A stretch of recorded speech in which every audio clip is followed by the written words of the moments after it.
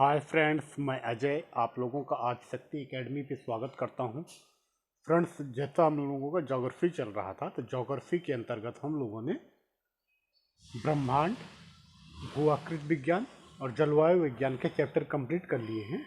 Next आज हम लोग समुद्र विज्ञान से स्टार्ट करेंगे। तो समुद्र विज्ञान में फर्स्ट चैप्टर जो है नॉर्मल, एक छोटा सा परिचय।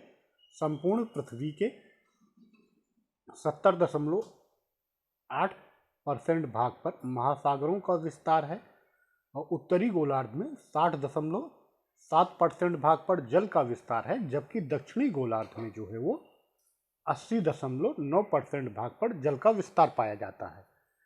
महासागरों की औसत गहराई जो है वो 3800 मीटर है, जबकि स्थल खंड की औसत ऊंचाई जो है वो 840 मीटर है। स्थल खंड की ऊंचाई एवं महासागरों की गहराई को जो है वो उच्चतादर्शी वक्र के द्वारा प्रदर्शित किया जाता है। यहाँ ऊंचाई एवं गहराई वाले क्षेत्रों को ग्लोब के प्रतिशत के रूप में प्रदर्शित करता है। नेक्स्ट है विशाल महासागरों एवं सागरों का क्षेत्रफल एवं आयतन। तो सबसे बड़ा जो महासागर है वो प्रशांत, और इसका क्षेत्रफल लगभग जो है वो 16,52,46,200 वर्ग किलोमीटर का है। नेक्स्ट उसके बाद आता है अटलांटिक महासागर।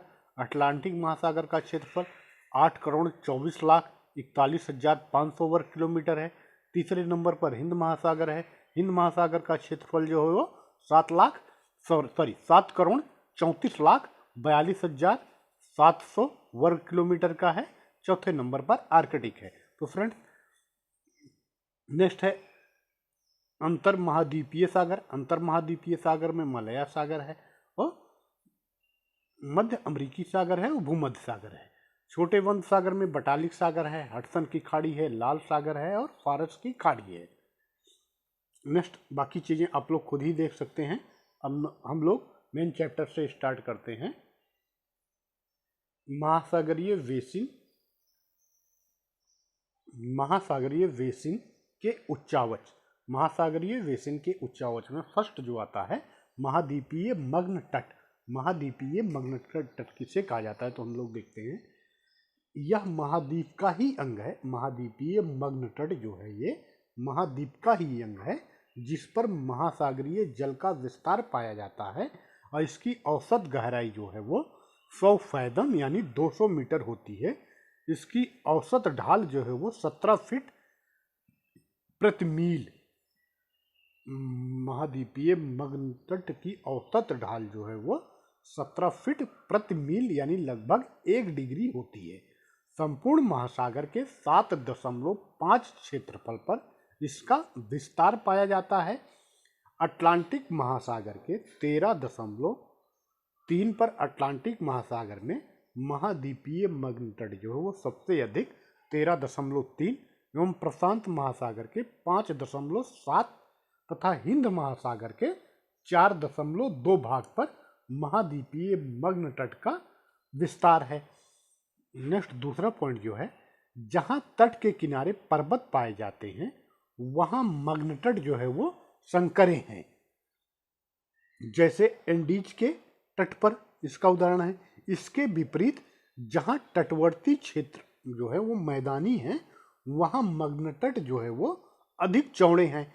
भारत के पश्चिमी तट पर महाद्वीपीय मग्न तट जो है वो पूर्वी तट की अपेक्षा जो है वो अधिक चौड़ा है। और इसका कारण क्या है कि भारत के पश्चिमी तट पर जो है समुद्र के किनारे यानी तट के पास में जो है वो समुद्री तटीय मैदान का विस्तार है।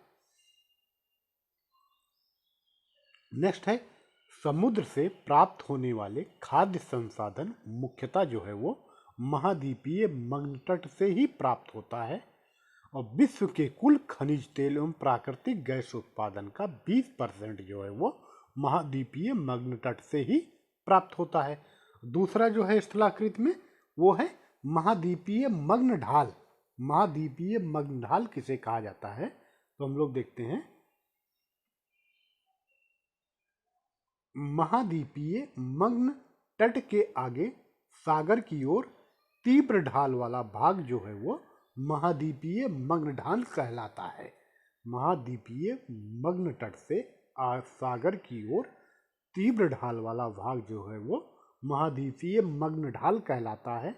औसत ढाल इसका जो होता है वो 2 डिग्री से 5 डिग्री गहराई यानी 200 से 2000 फैदम यानी लगभग 3660 मीटर के आसपास। नेक्स्ट है महाद्वीपीय मग्न ढाल के बारे में। महाद्वीपीय मग्न ढाल की एक मुख्य विशेषता यह है कि इस पर तीव्र ढाल वाली अंतःसागरीय कंदराएं पाई जाती हैं। तो अंतःसागरीय कंदराएं कहाँ पाई जाती हैं? महाद्वीपीय मग्न ढाल पर। नेक्स्ट तीसरा पॉइंट है इसके अंतर्गत, महाद्वीपीय मग्न ढाल का विस्तार जो है वो संपूर्ण महासागरों के 8.5% भाग पर पाया जाता है। महाद्वीपीय मग्न ढाल का विस्तार जो है वो संपूर्ण महासागर के 8.5% भाग पर पाया जाता है। अटलांटिक महासागर के 12.4%। अटलांटिक महासागर में महाद्वीपीय मग्न ढाल का विस्तार जो है वो सबसे अधिक 12.4 है और प्रशांत महासागर में 7 है और हिंद महासागर में 6.5 भाग पर इसका विस्तार पाया जाता है। महाद्वीपीय मग्न ढाल पर निर्मित अंतःसागरीय कंदराओं की उत्पत्ति के लिए पंख तरंग सिद्धांत का प्रतिपादन किया गया है। तीसरा है महाद्वीपीय उभार। महाद्वीपीय उभार क्या है? महाद्वीपीय उभार औसत ढाल 0.5 से 1 डिग्री, इसका सामान्य उच्चवच जो है वो काफ़ी कम होता है एवं गहराई बढ़ने के साथ साथ यह समतल होकर महासागरीय मैदान में मिल जाता है। औसत गहराई जो है इसकी 2000 से 3000 मीटर तक होती है महाद्वीपीय उभार की। चौथा है गहन सागरीय मैदान। गहन सागरीय मैदान जो है इनकी औसत गहराई जो है वो 3000 से 6000 मीटर होती है। ढाल प्रवणता काफ़ी कम होती है। इसके अंतर्गत संपूर्ण महासागरीय क्षेत्रफल का 75.9 यानी लगभग 76% भाग आता है।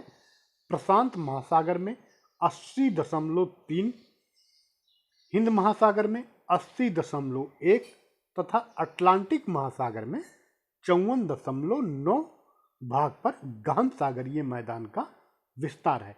यानी सबसे अधिक गहन सागरीय मैदान जो है वो अटलांटिक महासागर में 80.3, दूसरे नंबर पर हिंद महासागर में 80.1, तीसरे नंबर पर अटलांटिक महासागर में 54.9। अटलांटिक महासागर में गहन सागरीय मैदान जो कम पाए जाते हैं, इसका कारण जो है वो सागरीय मैदान की अपेक्षाकृत कम विस्तार का प्रमुख कारण जो है वो महाद्वीपीय मग्न तट का अधिक विस्तार है। नेक्स्ट पांचवा है महासागरीय गर्त। महासागरीय गर्त क्या है? महासागरीय गर्त महासागरों के सबसे गहरे भाग हैं। ये महासागरों के मध्य में नहीं बल्कि प्रायः तटों या द्वीप चापों एवं द्वीपों के समानांतर देखने को मिलते हैं। चैलेंजर अभियान जो कि 1884 के दौरान जो है हुआ था, उसके दौरान जो है 57 यानी 57 गर्तों का पता लगाया गया। इसमें से 32 जो है वो प्रशांत महासागर में, 19 जो है अटलांटिक महासागर में एवं 6 जो है वो हिंद महासागर में स्थित हैं। विश्व का सबसे गहरा गर्त जो है मेरियाना ट्रंच, जिसे चैलेंजर गर्त के नाम से भी जाना जाता है जो उत्तर पश्चिम प्रशांत महासागर में गुआम द्वीपमाला के निकट स्थित है। महासागरीय गर्तों की उत्पत्ति की व्याख्या जो है वो प्लेट विवर्तन की सिद्धांत के द्वारा की जा सकती है। इनकी गहराई सामान्यतः जो है वो महासागरीय गर्तों की गहराई जो सामान्यतः जो है 5500 मीटर से अधिक है। विश्व के प्रमुख महासागरीय कुछ गर्त हैं, उनके बारे में हम लोग देखते हैं। फर्स्ट जो है सबसे बड़ा या गहरा गर्त जो है वो चैलेंजर गर्त या मैरियाना गर्त जिसे कहा जाता है, यह उत्तरी प्रशांत महासागर में स्थित है और इसकी गहराई जो है वो 5269 फैदम है। दूसरे नंबर पर टोंगा गर्त है। टोंगा गर्त जो है वो प्रशांत महासागर में भी स्थित है और इसकी गहराई जो है वो 5022 फैदम है। तीसरा है फिलीपींस गर्त। फिलीपींस गर्त जो है तीसरे नंबर पर है और यह प्रशांत महासागर में फिलीपींस के पूर्वी तट पर स्थित है और इसकी गहराई जो है वो 4767 फैदम है। चौथे नंबर पर है टास्करोरा गर्त। टास्करोरा गर्त जो है वो जापान के पूर्वी तट पर प्रशांत महासागर में स्थित है और इसकी गहराई जो है 4656 फैदम है। नेक्स्ट पांचवा है प्यूर्टोरिको गर्त। प्यूर्टोरिको गर्त जो है अटलांटिक महासागर में कैरिबियन द्वीप के निकट स्थित है और इसकी गहराई जो है 4622 फैदम है। नेक्स्ट है छठा रोमेस गर्त। रोमेस गर्त जो है वो अटलांटिक महासागर में स्थित है, साउथ अटलांटिक में, और इसकी गहराई जो है वो 4030 फैदम है। सतवां है सुंडा गर्त। सुंडा गर्त जो है ये हिंद महासागर में सुमात्रा द्वीप के दक्षिण में स्थित है और इसकी गहराई जो है वो 3828 फैदम है। उपर्युक्त प्रमुख गर्तों के अतिरिक्त रिचर्ड गर्त एवं मरे गर्त प्रशांत महासागर में स्थित हैं और नोरे गर्त तथा सैंडविच गर्त जो है ये अटलांटिक महासागर में, और वर्टन गर्त एवं डिस्कवरी गर्त जो है ये हिंद महासागर में स्थित कुछ अन्य गर्त हैं। छठा जो है मध्य महासागरीय कटक। मध्य महासागरीय कटक क्या है इसके बारे में हम लोग देखते हैं। इनकी कुल लंबाई जो है, मध्य महासागरीय कटक की कुल लंबाई जो है वो 75,000 किलोमीटर है। ये कटक या तो पठार के समान है या पर्वत के समान। इनके शिखर समुद्री जल स्तर से ऊपर उठकर कहीं कहीं द्वीप बनाते हैं, जैसे ओजोन्स द्वीप। नेक्स्ट है प्लेट विवर्तन की सिद्धांत के अनुसार इन कटकों का निर्माण जो है वो प्लेटों के सीमांत क्षेत्रों में दो प्लेटों के एक दूसरे से घिसने के फलस्वरूप ज्वालामुखी क्रिया के कारण हुआ है।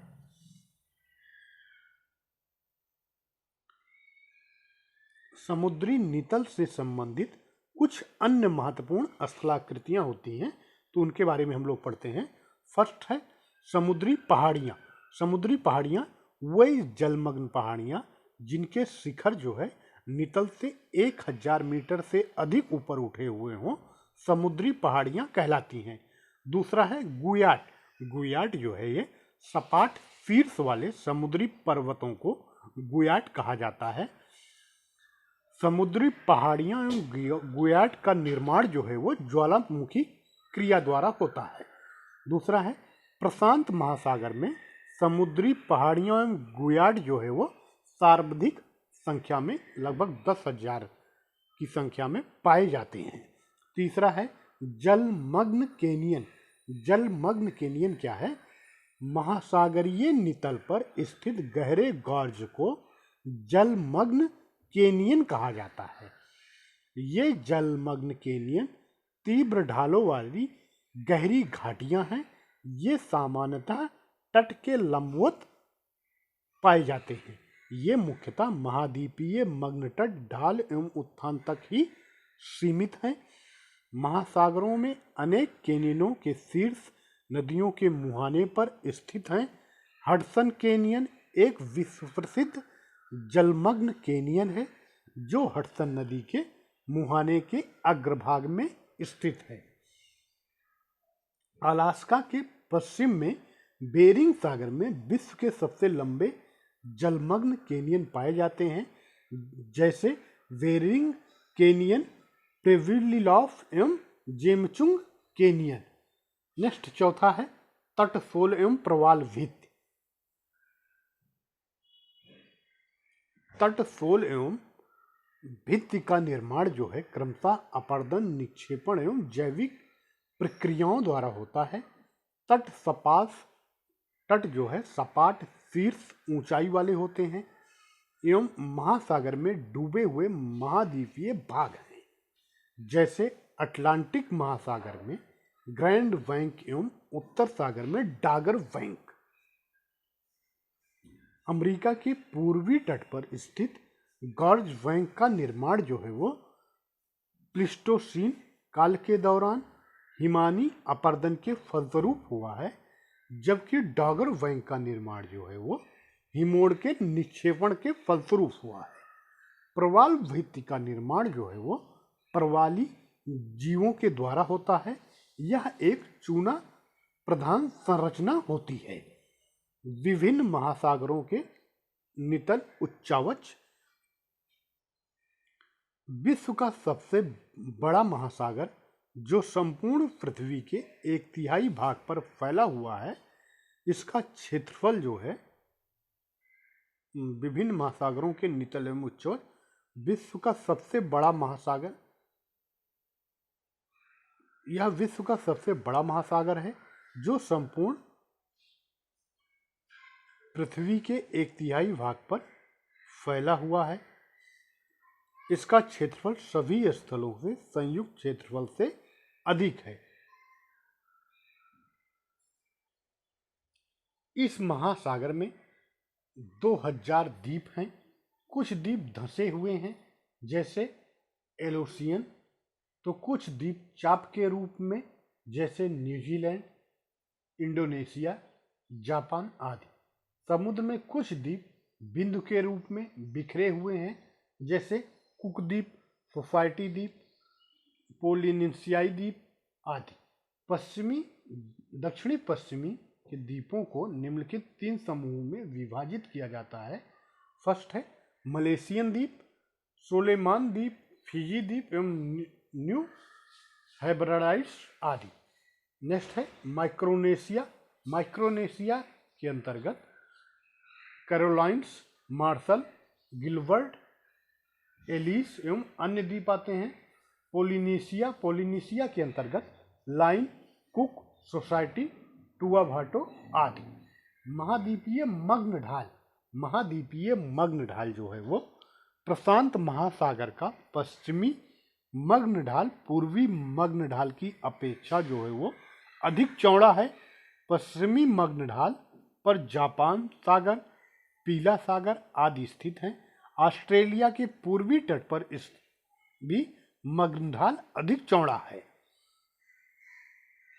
नेक्स्ट है सीमांत सागर। सीमांत सागर क्या है? बेरिंग सागर, ओखोस्टक सागर, जापान सागर, पीला सागर, साउथ चीन सागर, जावा सागर, सुलू सागर, बांदा सागर आदि प्रशांत महासागर के प्रमुख सीमांत सागर हैं या आंशिक रूप से घिरे हुए सागर हैं। नेक्स्ट है कटक। इस महासागर का सबसे महत्वपूर्ण कटक जो है वो पूर्वी प्रशांत कटक है। इस महासागर का सबसे महत्वपूर्ण कटक पूर्वी प्रशांत कटक है। एल्बेस्ट्रॉस पठार है। कटक जो है एल्बेस्ट्रॉस पठार है। अन्य महत्वपूर्ण कटक गालापागोसो कटक, जिसकी 2 शाखाएं हैं, कार्निज और कोकास। दूसरा है न्यूजीलैंड कटक। न्यूजीलैंड कटक में उसके बाद तीसरा है हवाई कटक, चौथा है नास्का कटक और 5वां है कैरोलिना या जिसे सोलोमान कटक के नाम से भी जाना जाता है। ये प्रशांत महासागर के कटक हैं। नेक्स्ट है समुद्र तल परिवर्तन, कारण एवं परिणाम। समुद्र तल का परिवर्तन का क्यों होता है, इसका कारण क्या है एवं इसके परिणाम क्या होते हैं, ये चीजें हम लोग देखते हैं। समुद्र तल में परिवर्तन 2 कारणों से होता है। प्रथम विवर्तनिकी संचालन और द्वितीय जलवायु परिवर्तन द्वारा। समुद्र तल में परिवर्तन के 2 कारण हैं। प्रथम विवर्तनिक संचालन और द्वितीय जलवायु परिवर्तन। विवर्तनिक संचालन द्वारा सागर तल में परिवर्तन 2 तरह से हो सकता है।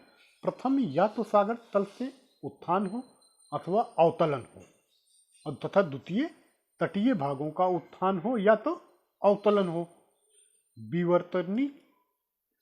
विवर्तनिकी कारणों से समुद्र तल में होने वाला परिवर्तन जो है वो मंद गति से होता है। जलवायु परिवर्तन द्वारा भी समुद्र तल में परिवर्तन दो प्रकार से होता है। प्रथम हिमानीकरण एवं द्वितीय विहिमानीकरण द्वारा। हिमानीकरण के समय सागरीय जल का एक बड़ा हिस्सा जो है वो महाद्वीपीय भागों पर हिम चादरों के रूप में अवरुद्ध हो जाता है, जिस कारण समुद्र तल जो है वो नीचा हो जाता है। अब विहिमानीकरण का प्रारंभ वैश्विक तापमान यानी गर्म जलवायु के समय होता है, जिसमें हिम चादरें पिघलने लगती हैं तथा हिम द्रवित होकर समुद्र में चला जाता है, जिससे सागर तल में परिवर्तन यानी उत्थान होता है। समुद्र तल में परिवर्तन के कारण समुद्र के किनारे के निचले क्षेत्रों में द्वीपीय देश डूब जाएंगे। फलस्वरूप प्रवासन की समस्या उत्पन्न होगी तथा बहुत बड़ी जनसंख्या विस्थापित हो जाएगी। तटवर्ती कृषि क्षेत्र नष्ट हो जाएगा तथा बहुत बड़ा आर्थिक नुकसान पहुंचेगा। इस प्रकार समुद्र तल में कमी से अनेकों क्षेत्र समुद्र से बाहर उभर आएंगे तथा देशों के मध्य उन नए क्षेत्रों को अपने अधीन करने के लेकर तनाव उत्पन्न हो जाएगा। तो फ्रेंड्स, आज का वीडियो लेक्चर हमारा यहीं पे समाप्त होता है। ये निमग्न समुद्र तट की बनावट है, आप लोग इसको देख सकते हैं।